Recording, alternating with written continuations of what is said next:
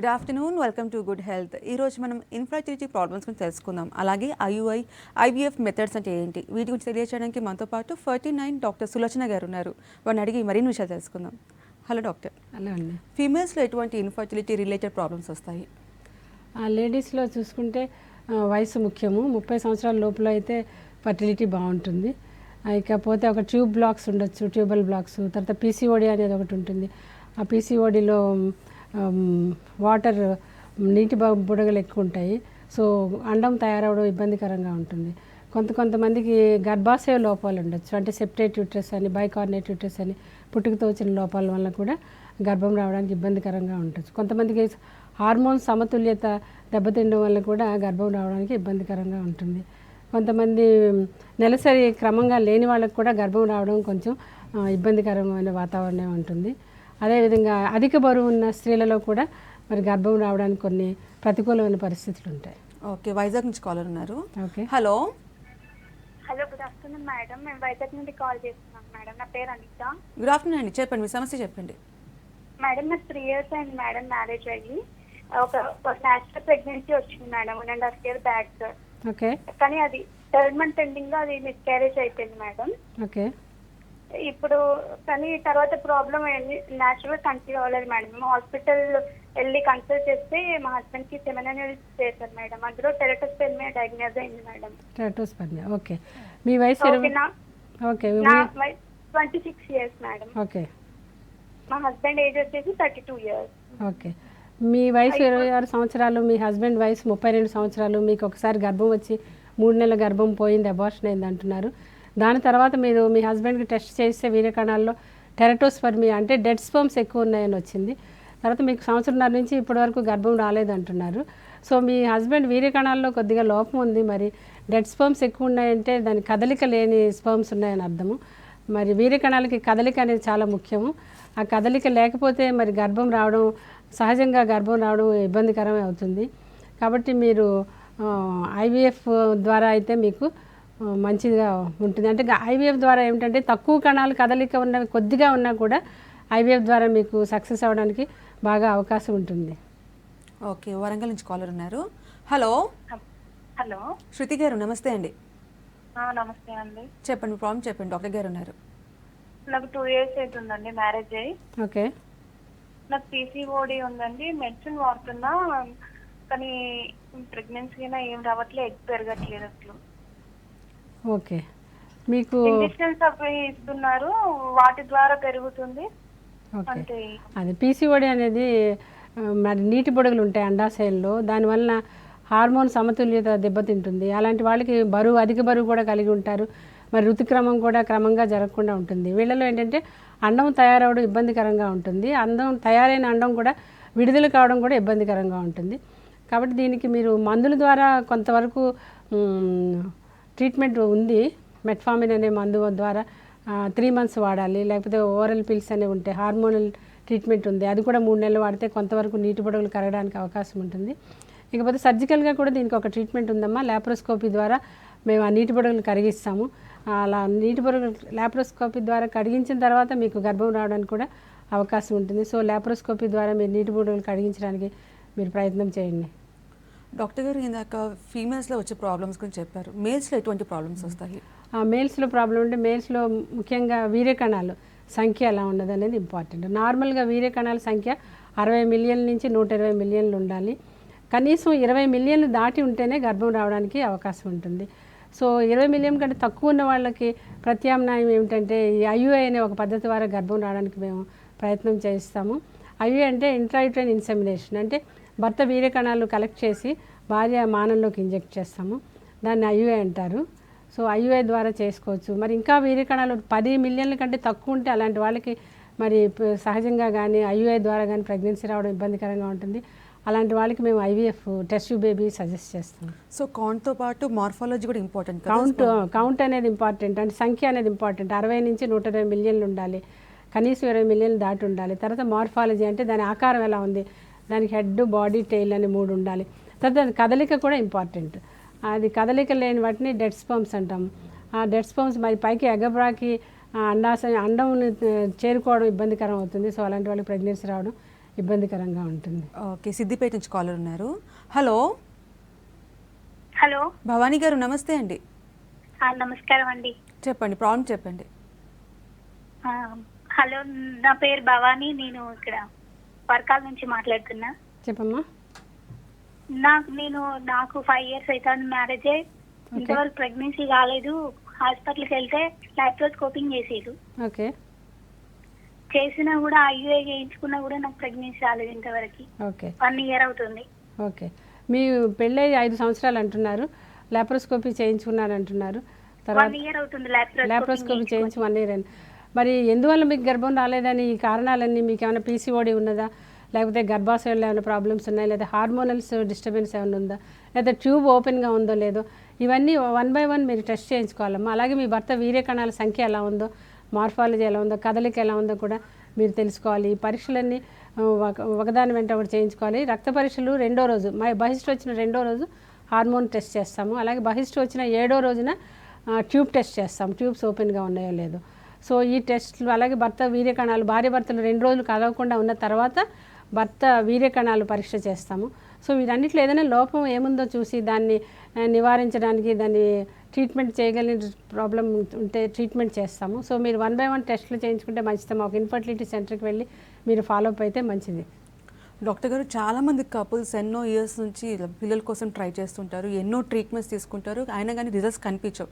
So వాళ్ళకి వచ్చిన ఒక ఏమంటారు, వెరీ లైవ్లీ గిఫ్ట్ ఏంటంటే ఐవీఎఫ్ టెక్నాలజీ. సో ఐవీఎఫ్ గురించి చెప్పండి. ఐవీఎఫ్ అంటే ఇన్విట్రో ఫర్టిలైజేషన్ అంటారు, దీనే టెస్ట్ ట్యూబ్ బేబీ అని కూడా అంటారు. ఎందుకంటే సహజంగా మరి భార్య భర్తల కలయిక వలన గర్భం అనేది ఏర్పడుతుంది. కానీ ఈ ఐవీఎఫ్లో ఏంటంటే భార్య భర్తల కలయిక లేకుండా ఒక టెస్ట్ ట్యూబ్లో భార్య అండములు, భర్త వీర్యకణాలు ఒక టెస్ట్ ట్యూబ్లో పెట్టి, ఒక ల్యాబ్లో పెట్టి దాన్ని అందులో మనకి సంపర్కం జరుగుతుంది. ఆ పిండం తయారైన తర్వాత మళ్ళీ అదే పిండం తీసి భార్య గర్భాశయంలో మేము అమరుస్తాము. దాన్ని ఐవీఎఫ్ అంటారు. ఓకే, హైదరాబాద్ నుంచి కాలర్ ఉన్నారు. హలో హలో సునీత గారు, నమస్తే అండి. నమస్తే అండి. చెప్పండి, ప్రాబ్లం చెప్పండి. Hello ma'am. చెప్పమ్మా.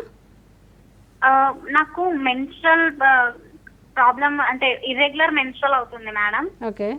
అండ్ అదేంటి స్పాట్ అవుతుంది, స్పాట్ బ్లీడింగ్ అవుతుందండి. రెగ్యులర్ గా ఇట్లా కంటిన్యూస్ బ్లీడింగ్ అవ్వట్లేదు.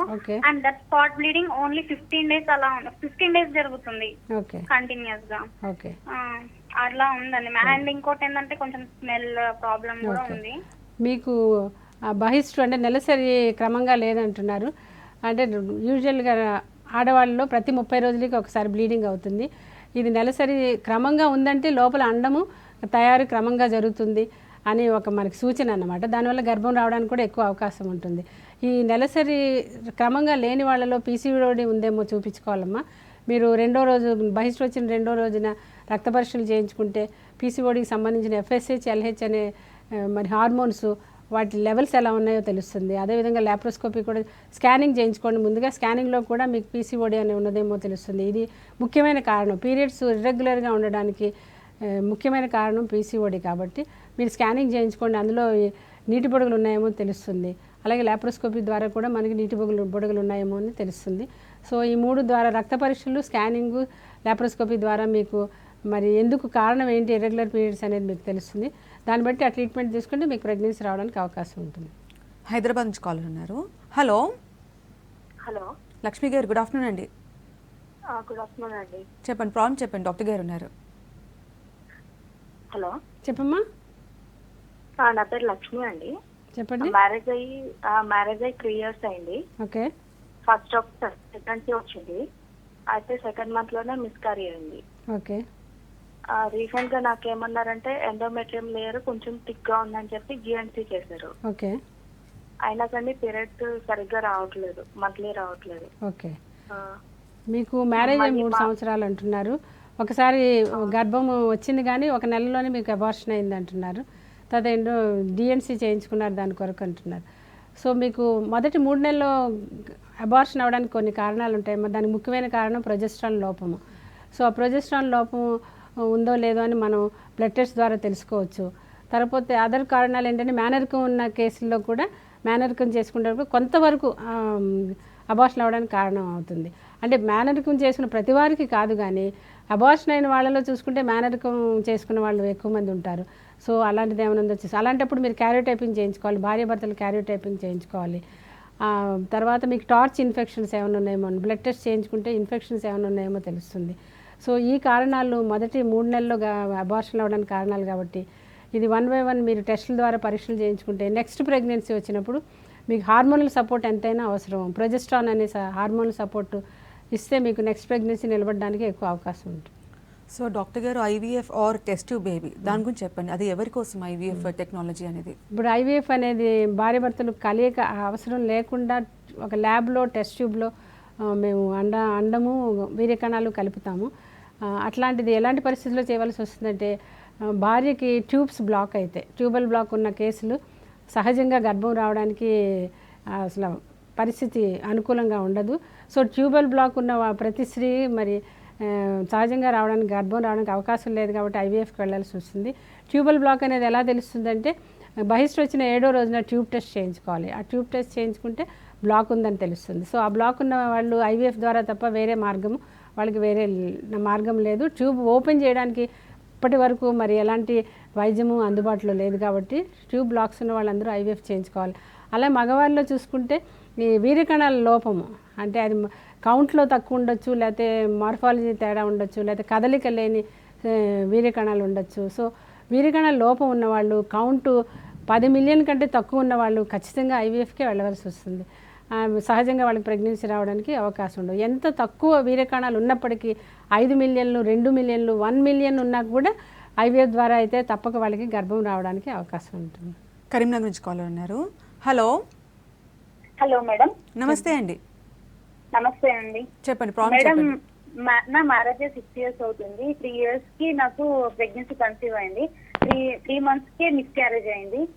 దాని తర్వాత లాప్రోస్కోప్ ద్వారా అపెండిక్స్ వాటర్ బబుల్స్ ఆపరేషన్ అయిందండి. మళ్ళీ 4 months బ్యాక్ కన్ఫర్మ్ అయింది. మళ్ళీ 3 months కి మళ్ళీ మిస్ అయింది. ఈ వాటర్ బబుల్స్ పోయినా కూడా మళ్ళీ వచ్చి ఇట్లా అయిపోయింది అని. అది మీకు పెళ్ళి 6 సంవత్సరాలు అయింది, 3 సంవత్సరాల తర్వాత మీకు ఒక ప్రెగ్నెన్సీ వచ్చింది. అది 3 నెలలకే అబార్షన్ అయింది. మళ్ళీ మధ్యలో గ్యాప్ వచ్చి మళ్ళీ ప్రెగ్నెన్సీ వచ్చింది, కానీ మళ్ళీ మీకు అబార్షన్ అయింది. సో మీకు ప్రెగ్నెన్సీ రావడంలో ఇబ్బంది లేదు, కానీ అబార్షన్స్ అవుతున్నాయి. ఫస్ట్ ట్రైమిస్టర్ అబార్షన్స్ అంటారు. మొదటి 3 నెలల అబార్షన్స్ అయ్యే కారణాలు ఏంటో మనం దాన్ని అనలైజ్ చేసుకోవాలి. నేను ఇందాక చెప్పినట్టుగా ఇన్ఫెక్షన్స్, టార్చ్ ఇన్ఫెక్షన్స్ ఏమన్నా ఉన్నాయేమో బ్లడ్ టెస్ట్ ద్వారా తెలుస్తుంది. అదేవిధంగా హార్మోన్స్, ప్రొజెస్ట్రాన్ లోపం ఉందేమో కూడా హార్మోన్ టెస్ట్ చేయించుకోవాలి. అప్పుడు మీరు ఈసారి ప్రెగ్నెన్సీ రాగానే ప్రొజెస్ట్రాన్ ఇంజెక్షన్లు, ప్రొజెస్ట్రాన్ ట్యాబ్లెట్లు ఉంటాయి, అవి వాడుకోవాలి. ఈ టార్చ్ ఇన్ఫెక్షన్స్ ఏమైనా ఉన్నాయేమో చూపించుకోవాలి. అలాగే మీ మేనర్కి ఏమైనా ఉందేమో చూసుకుని అలాంటప్పుడు క్యారియోటైపింగ్ కూడా చేయించుకోవాలి. భార్యకి భర్తకి క్రోమోజోమల్ అనాలిసిస్ ఉంటుంది, అది కూడా చేయించుకోండి. ఈ పరీక్షలన్నీ చేయించుకుని తర్వాత ప్రెగ్నెన్సీ వచ్చిన వెంటనే మీరు హార్మోన్ సపోర్ట్ తీసుకోవాలి. ప్రొజెస్ట్రాన్ ట్యాబ్లెట్లు, ఇంజెక్షన్లు తీసుకుని రెగ్యులర్ క్లోజ్ ఫాలోఅప్లో ఉంటే మీకు తప్పక ఈసారి గర్భం నిలవడానికి అవకాశం ఉంటుంది. నెక్స్ట్ కాల్ తీసుకుందాము. హలో నమస్తే అండి. నమస్తే అండి, చెప్పండి సమస్య చెప్పండి. ప్రెగ్నెన్సీ ప్లాన్ చేసుకోవాలంటే నెలసరి తర్వాత ఎన్ని రోజులు కలవాలండి? ప్రెగ్నెన్సీ రావడానికి అదే ప్రెగ్నెన్సీ రావడానికి ఏ రోజుల్లో భార్యాభర్తలు కలిస్తే ప్రెగ్నెన్సీ రావడానికి ఎక్కువ అవకాశాలు ఉంటాయని మనం ప్రశ్నిస్తున్నారు. ఇప్పుడు ప్రెగ్నెన్సీ రావడానికి 11వ రోజు నుంచి 16వ రోజు వరకు, అంటే బహిష్టు వచ్చిన మొదటి రోజుని, బ్లీడింగ్ స్టార్ట్ అయిన మొదటి రోజుని డే 1 అంటాం. అక్కడి నుంచి 11 రోజులు కౌంట్ చేసుకుని 11వ రోజు నుంచి 16వ రోజు వరకు, యాక్చువల్గా 14వ రోజున అండం రిలీజ్ అవుతుంది. కాబట్టి దానికి ఇటువైపు 2 రోజులు అటువైపు 2 రోజులు చూసుకుంటే 12వ రోజు నుంచి 16వ రోజు వరకు భార్యాభర్తలు కలిస్తే ప్రెగ్నెన్సీ రావడానికి ఎక్కువ అవకాశం ఉంటుంది. డాక్టర్ గారు, ఈ ఐవీఎఫ్ ట్రీట్మెంట్ అనేది ఎవరి కోసం, అంటే ఏజ్ ఫ్యాక్టర్ కూడా ఇంపార్టెంట్ అంటారా? మనం ఈ ఐవీఎఫ్, ఈ టెస్ట్ ట్యూబ్ బేబీ అన్న వారికి ఏ వయసులో అంటే మ్యాక్సిమం 42 సంవత్సరాల వరకు అని మన పుస్తకాలు, మన సైన్స్ చెప్తుంది. కానీ మా అబ్జర్వేషన్లో, మా ఎక్స్పీరియన్స్లో మేము 45 సంవత్సరాల వరకు కూడా చేసాము. మరి 2-3 కేసులు అయితే మేము 47-48 సంవత్సరాల స్త్రీలకు కూడా చేసాము. వాళ్ళకి కూడా మాకు మంచి రిజల్ట్ వచ్చింది. సో మ్యాక్సిమం 45 సంవత్సరాల వరకు ఐవీఎఫ్ చేయడానికి అవకాశం ఉంది. ఓకే, నిజామాబాద్ నుంచి కాలర్ ఉన్నారు. హలో నమస్కారం మేడం. నమస్తే అండి, రమేష్ గారు చెప్పండి. మేడంతో మాట్లాడచ్చా? చెప్పండి. నమస్కారం మేడం. నమస్తే అండి. మాకు మ్యారేజ్ 5 years అవుతుంది మేడం. ఓకే. అయితే మేము గత 2 years తర్వాత మ్యారేజ్ అయిన తర్వాత 2 years తర్వాత పిల్లలు అయితే లేదండి మేడం. డాక్టర్ దగ్గరికి వెళ్ళాం మేడం. ఓకే. అయితే ఫస్ట్ ఇద్దరికి టెస్ట్ చేయించుకున్నాం మేడం. ఓకే. నాకు 30% కౌంట్ ఉందని చెప్పింది మేడం. 30% కౌంట్ ఉంది. మా మేడం ఓకే ఉందండి మేడం. ఓకే. ఇప్పుడు డాక్టర్ గారు టాబ్లెట్స్ వాడమన్నారు మేడం. వాడాను. ఓకే. అప్పుడు ఒక 5 months డాక్టర్ దగ్గరికి వెళ్ళాను మేడం. నాకు ఫస్ట్ ఓన్లీ 2 months టాబ్లెట్ వాడమన్నాడు మేడం. ఓకే. అప్పుడు ఆ టైం వెళ్ళినప్పుడు కాలేదు మేడం. అలా నెక్స్ట్ విజిట్ చేసినప్పుడు మేడం కౌంట్ వచ్చేసి నాకు కౌంట్ 100 వచ్చింది మేడం. అంటే motility 60% madam. Okay. Normal forms 60% ఉంది మేడం. సరే, మీకు అయితే పెళ్ళైన count బాగుందని. మీకు పెళ్ళైన 2 సంవత్సరాలు దాటింది, అయినా మీకు ప్రెగ్నెన్సీ రాలేదని మీరు వరి అవుతున్నారు. మీరు హాస్పిటల్కి వెళ్తే మరి మీ వీరి కణాల్లో కొంత సంఖ్య తగ్గినట్టు మీకు తెలిసింది. భార్యకి అయితే ఏమి లోపం లేదని పరీక్షల ద్వారా నిర్ణయించబడింది. కాబట్టి మీ వీరి కణాలు సంఖ్య, దాని మార్ఫాలజీ, దాని మొటిలిటీ అంటే దాని కదలిక అది ఇంకా క్లియర్గా మనకు తెలిస్తే 20 మిలియన్ కంటే ఎక్కువ ఉంటేనే మీకు సహజంగా గర్భం రావడానికి అవకాశం ఉంటుంది. 16 మిలియన్లు 15 మిలియన్లు ఉంటే మీకు ఐయుఐ ద్వారా ప్రెగ్నెన్సీ రావడానికి అవకాశం ఉంటుంది.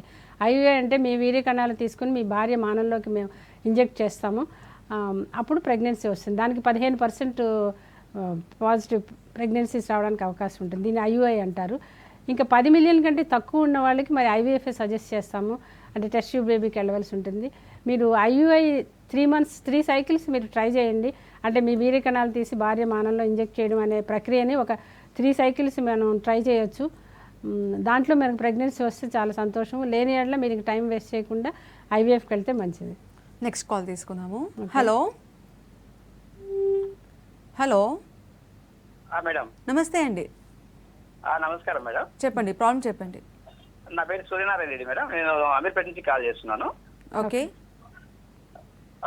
ఇది నేను మా వైఫ్ మాది blood relations marriage madam. Okay. Relations madam. మాకు వచ్చేసి 2 బాబులు పుట్టారు. ఓకే. సో ఫస్ట్ బాబు వచ్చేసి 9 months తర్వాత చనిపోయాడు. ఓకే.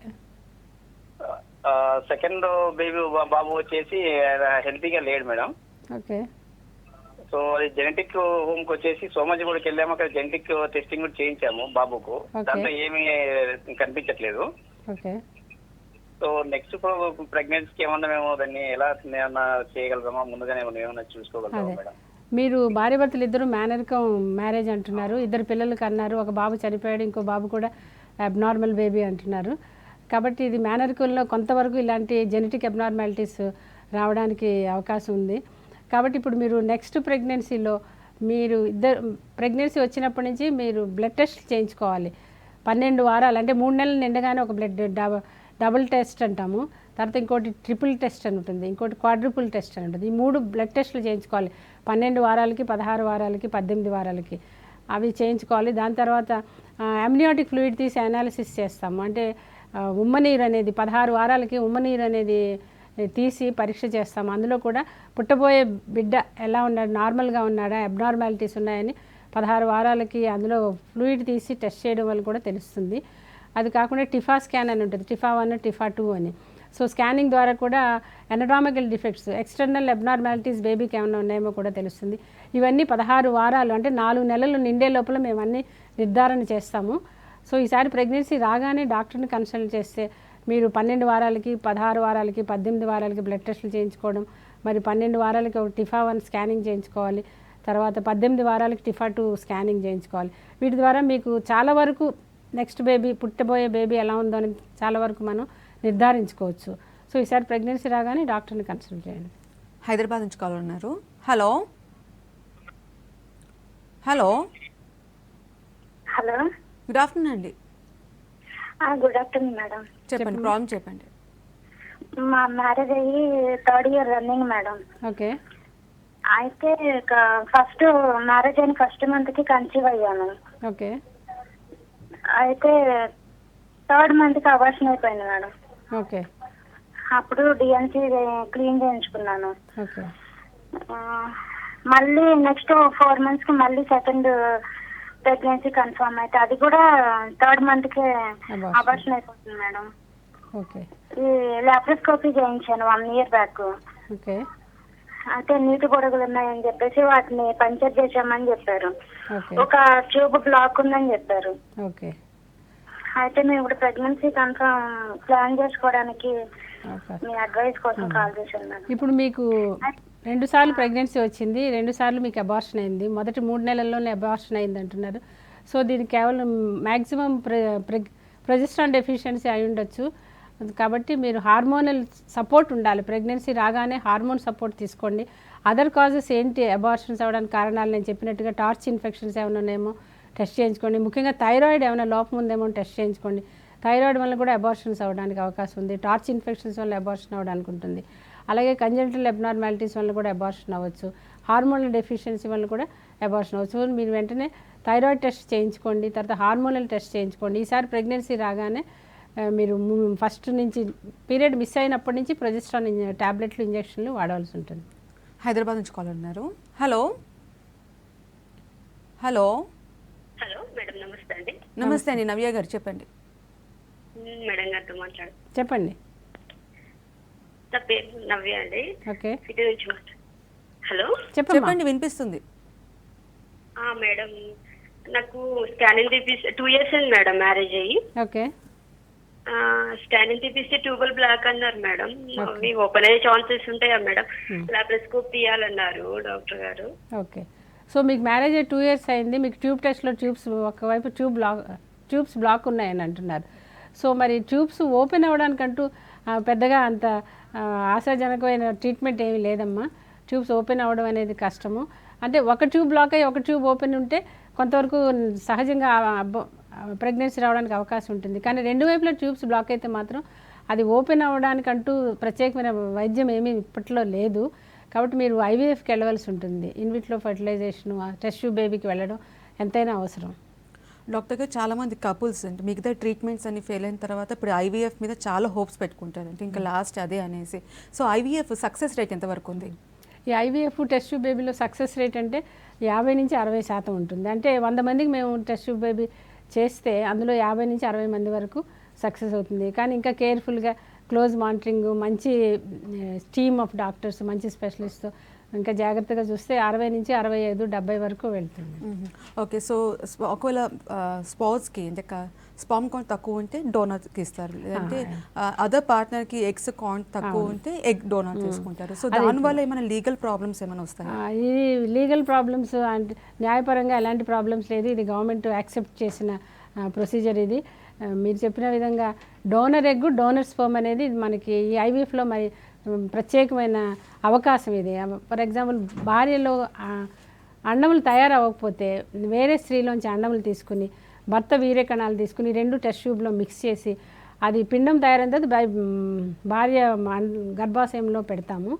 సో భార్యకి అండములు తయారవని కేసెస్లో డోనర్ ఎగ్ తీసుకుంటాం. అలాగే భర్తకు కూడా వీర్య కణాలు లేవు అన్నప్పుడు కూడా డోనర్ స్పర్మ్స్, వేరే పురుషుని స్పర్మ్స్ తీసుకుని భార్య ఎగ్స్ తీసుకుని టెస్ట్ ట్యూబ్లో పెడతాము. సో ఇది మనం బ్లడ్ డొనేషన్ ఎలాగో స్పర్మ్ డొనేషన్ అట్లనే ఉంది. అలాగే మరి ఎగ్ డొనేషన్ కూడా అలాగే ఉంది. దీనికి మనం వేరుగా కూడా భావించవలసిన అవసరం లేదు. దీన్ని సీక్రెట్గా కూడా మెయింటైన్ చేస్తాము. ఇది ఇలాంటి ఇన్ఫర్మేషన్ వేరే వారు ఎవరికి చెప్పము. ఇది గవర్నమెంట్లో లీగల్గా కూడా న్యాయపరంగా కూడా ఇది యాక్సెప్టెడ్ ప్రొసీజర్. దానివల్ల భయపడవలసింది ఏమీ లేదు. సో బ్లడ్ డొనేషన్ ఎలాగో ఎగ్ డొనేషను, స్పర్మ్ డొనేషన్ కూడా అట్లనే. దానివల్ల మీరు ఎలాంటి సంకోచము, ఎలాంటి అనుమానము, భయము పడవలసిన అవసరం ఏమి లేదు. ఓకే, నెక్స్ట్ కాల్ తీసుకుందాము. హలో హలో, నమస్తే అండి. నమస్తే మేడం. చెప్పండి. చెప్పమ్మా. Good afternoon madam. Good afternoon అమ్మా. మేడం, మాకు మ్యారేజ్ అయ్యి 1.5 year అవుతుంది. ఓకే. అయితే ఇప్పటి వరకు ప్రెగ్నెన్సీ అనేది రాలేదు. ఓకే. ఇంతకు ముందు మెడిసిన్ యూజ్ చేసినాము, ఒక 3 months అవుతుంది. అయితే మళ్ళీ ఇప్పుడు అంటే ఎగ్ క్వాలిటీ ఉంటది కదా మేడం, అది ఎంత మిలియన్స్ ఉండాలి మేడం? అది ఇప్పుడు మీ ఆడవాళ్ళు ఎగ్స్ ఎంత ఉంటాయి అనేది వయసును బట్టి ఆధారపడి ఉంటుందమ్మా. 20 సంవత్సరాల నుంచి 30 సంవత్సరాల లోపల వయసు గల స్త్రీకి అండములు చాలా ఉంటాయి. అది బెస్ట్ పీరియడ్ అనమాట. 30 సంవత్సరాలు దాటినప్పటి నుంచి అండముల సంఖ్య తగ్గుతూ ఉంటుంది. 35 సంవత్సరాల తర్వాత ఇంకా అండముల సంఖ్య బాగా తగ్గిపోతుంది కాబట్టి ప్రెగ్నెన్సీ రావడానికి అవకాశాలు తగ్గుతూ ఉంటాయి. సో భర్తకి అయితే నేను చెప్పినట్టు 60 నుంచి 120 మిలియన్ల సంఖ్య ఉండాలి వీర్య కణాలు. కనీసం 20 మిలియన్ పైన ఉన్న వాళ్ళకి సహజంగా గర్భం రావడానికి అవకాశం ఉంటుంది. 15 మిలియన్ ఉన్న వాళ్ళకి IUI ద్వారా, ఇంట్రాయూటైన్ ఇన్సెమినేషన్ IUI ద్వారా మేము గర్భం రావడానికి ప్రయత్నిస్తాము. ఇంకా 10 మిలియన్ కంటే తక్కువ ఉన్న వాళ్ళకి మాత్రం IVF టెస్ట్ ట్యూబ్ బేబీనే చేయించుకోవాల్సి వస్తుంది. డాక్టర్ గారు, ఇప్పుడు ఈ ప్రోగ్రామ్ చూసిన తర్వాత చాలామంది IVF తీసుకోవాలనుకుంటారు. సో IVF ట్రీట్మెంట్ తీసుకునే వాళ్ళ కపుల్స్కి మీరు ఇచ్చే సజెషన్స్ ఏంటి? ఇప్పుడు IVF కావాలన్న వాళ్ళకి సజెషన్ ఏంటంటే, ఈ ఇన్ఫర్టిలిటీ కపుల్కి నేను ఇచ్చే సజెషన్ ఏంటంటే, మరి చాలా కాలం టైం వృధా చేస్తారు. నేను చెప్పినట్టు 42 సంవత్సరాలు మాకు మ్యాక్సిమం, అంటే బెస్ట్ రిజల్ట్స్ రావాలంటే స్త్రీ వయసు 42 సంవత్సరాలు అయితే IVF ద్వారా మంచి రిజల్ట్స్ వస్తాయి. కాబట్టి మీరు ఎక్కువ టైం వృధా చేయకుండా మీ భార్య ప్రాబ్లం ఏంటో, భర్త ప్రాబ్లం ఏంటో తెలుసుకుని అది ట్రీట్ చేయగలిగిన ప్రాబ్లమా కాదా అని నిర్ణయించుకుని కేవలం 2-3 సంవత్సరాలు మాత్రమే దాని మీద మీరు టైం స్పెండ్ చేసి దాని తర్వాత ఒక నిర్ణయం తీసుకుని మీ అంతటా మీగా సహజంగా గర్భం రాని ప్రాబ్లమ్స్ మీకు ఉన్నాయని మీకు డాక్టర్ గారు చెప్తే ఇంకా టైం వేస్ట్ చేయకుండా మరి మీరు IVFకి వెళ్ళడం చాలా ముఖ్యం. ఎందుకంటే డబ్బు ఖర్చు పెట్టుకుని 42 సంవత్సరాల తర్వాత చేయించుకుంటే అంటే రిజల్ట్ కొద్దిగా కష్టంగా ఉంటుంది రావడం. సో అదే చిన్న వయసులో అయితే 40 సంవత్సరాల లోపల అయితే IVF సక్సెస్ రేట్ చాలా బాగుంటుంది. డాక్టర్ గారు, ఇప్పుడు మనం సరోగసీ గురించి చాలా వింటున్నాం. సో సరోగసీ గురించి చెప్పండి. ఇప్పుడు సరోగసీ అంటే ఏంటంటే భార్య గర్భాశయంలో పెరగవలసిన పిండం భార్య గర్భాశయంలో కాకుండా పరస్త్రీ గర్భాశయంలో పెంచుతాం అన్నమాట. సో అంటే భార్య ఎగ్సే తీసుకుంటాము, అండములు, భర్త వీర్యకణాలే తీసుకుంటాము. ఈ రెండు కలిసి టెస్ట్ ట్యూబ్లో ఒక పిండం కింద తయారు చేసి అది భార్య గర్భాశయంలో పెడితే అది రెగ్యులర్ IVF. భార్య గర్భాశయంలో కాకుండా ఆ పిండంని వేరే స్త్రీ గర్భాశయంలో పెడతాము. ఇట్లా ఎందుకు పెడతామంటే భార్య గర్భాశయంలో ప్రాబ్లమ్స్ ఉన్నప్పుడు, అంటే జెనెటిక్గా కంజెనిటల్గా పుట్టుకతో వచ్చిన లోపాలు, గర్భాశయం అనుకూలంగా లేదు ఈమెకి, కానీ ఈమెకి ఎగ్స్ ఉన్నాయి, ఈమె అండంలు బాగున్నాయి, భర్తకి వీర్యకణాలు బాగున్నాయి, కానీ వీళ్ళిద్దరు జీన్సే కావాలి, మాకు మా సొంత బేబీ కావాలి, కానీ నాకు గర్భాశయం బాగాలేదు అనే స్త్రీలోకి వేరే స్త్రీలో గర్భాశయం వాడుకుని భార్య అండములు భర్త వీర్యకణాలు కలిపి టెస్ట్ ట్యూబ్లో ఒక పిండం తయారు చేసి అది వేరే స్త్రీ గర్భాశయంలో పెట్టి 9 నెలల్లో అది పెంచి తర్వాత ఆమెకి ఆపరేషన్ చేసి ఆ బేబీని స్త్రీకి ఇస్తాము. కాబట్టి వీళ్ళు జెనెటిక్గా వాళ్ళ DNA అంతా తల్లి తండ్రి భార్య భర్తలదే ఉంటుంది. కేవలం గర్భాశయం ఒకటే మనం పరస్త్రీది వాడుకుంటాం. Thank you so much doctor. IVF అనేది చాలా సేఫ్ మెథడ్ అని చెప్తున్నారు. Thank you so much. Okay, ఇది ఇవాళ good health. Keep watching V6 news.